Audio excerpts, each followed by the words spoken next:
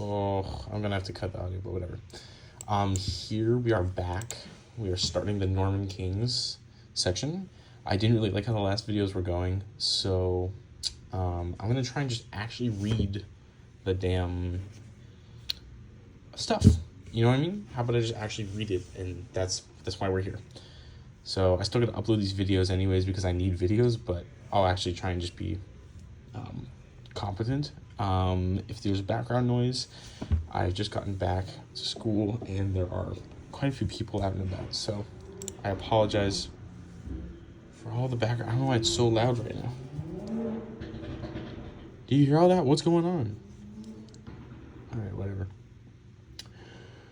William the First, the Conqueror, 1066 to 1087. Also known as William the Bastard, but not normally to his face, yeah. He was the illegitimate son of Robert the Devil, whom he succeeded as Duke of Normandy in 1035. William came to England from Normandy, claiming that his second cousin Edward the Confessor had promised him the throne, and defeated Harold II at the Battle of Hastings on the 14th of October, 1066. In 1085, the Domesday service was begun, and all of England was recorded. So William knew exactly what his new kingdom contained and how much tax he could raise in order to fund his armies. William died in Rouen after a fall from his horse whilst being besieging the French army. William died at Rouen after a fall from his horse whilst besieging the French city of Nantes. He is buried at These are the worst names to pronounce. That's him. Look at this guy. Let's look at him. Let's take a real quick look at him. Look at this boy. That's him. That's the man himself. Oh. Mr. William the First. William the Second. Look at that dashing young lad. My days. William the Second. Rufus. 1087 to 1100.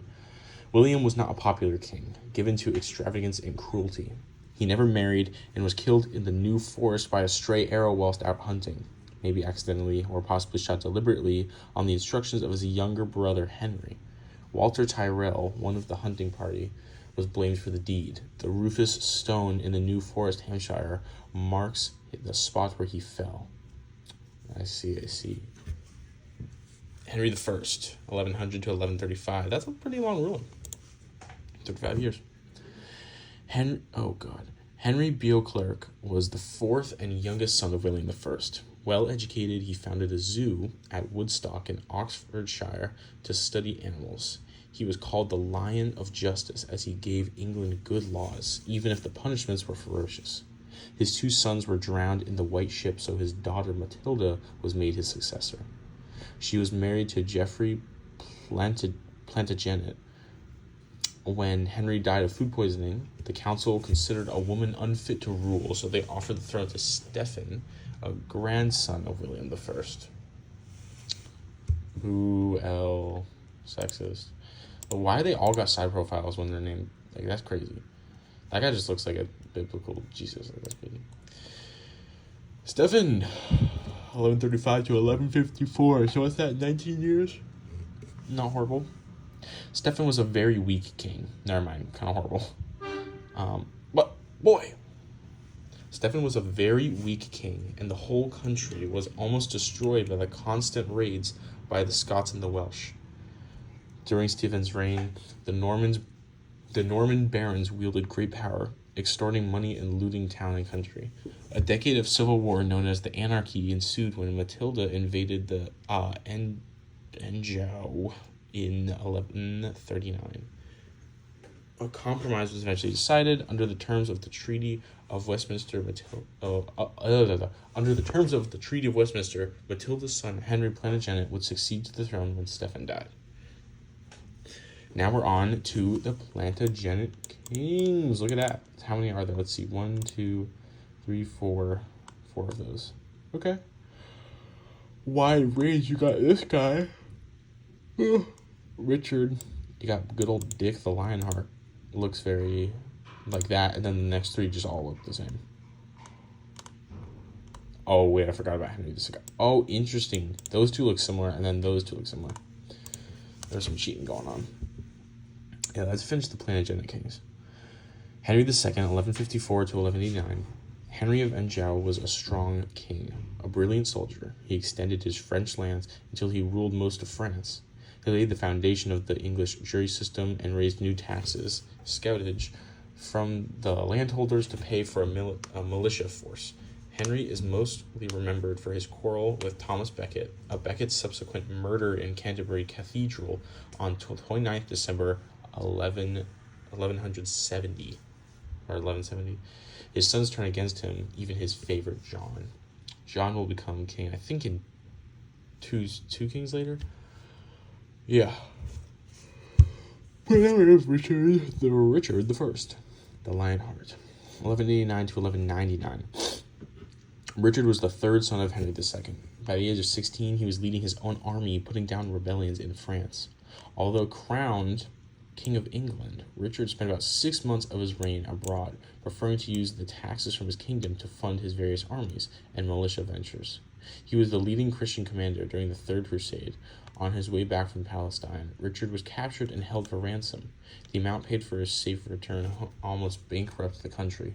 Richard died from an arrow wound far from the kingdom, that's so he rarely visited. He had no children. Thus, John Lackland, the fourth son of Henry II, became king 1199 to 1216. Short and fat, he was jealous of his dashing brother Richard, whom he succeeded. He was cruel, self-indulgent, selfish, and avaricious, or avaricious, I don't know. And the raising of punitive taxes united all the elements of society, clerical and lay, against him. The Pope excommunicated him, which means they sent him away, kind of expelled him, almost like not evicted. What am I thinking of? Exiled him, sort of. On the 15th of June 2015, 1215, yeah, this just happened. At Runnymede, the barons compelled John to sign Magna Carta, the Great Charter, which reinstated the rights of all his subjects. John died from dysentery, a fugitive from all his enemies. He had been termed the worst English king. Wow. Henry III, 1216 to 1272, that is a long reign. Wow. That's like 60 years or something. That's a lot of time. This will be the last one for this video. Henry was 9 years old when he became king. Brought up by priests, he became devoted to the church, art, and learning. He was a weak man, dominated by churchmen and easily influenced by his wife's French relations. In 1264, Henry was captured during the rebellion of barons led by Simon de Montfort, and was forced to set up a parliament at Westminster, to the start of the House of Commons. Henry was the greatest of all patrons of medieval architecture and ordered the rebuilding of Westminster Abbey in the Gothic style. Okay, so next video we'll do the monarchs of England and Wales. Remember, I just have to keep these short because of Bandicam has a 10-minute recording limit. I could buy it, but as of right this very second, unless I keep doing a bunch of videos like this, I'm going to keep it at 10 minutes because that's good for me anyways. Nice break from my work, and then I can just tell you about the monarchs and look at their beautiful... They all look the same. All white guys look the same. Let's be real. So we got 1, 2, 3, 4 of those.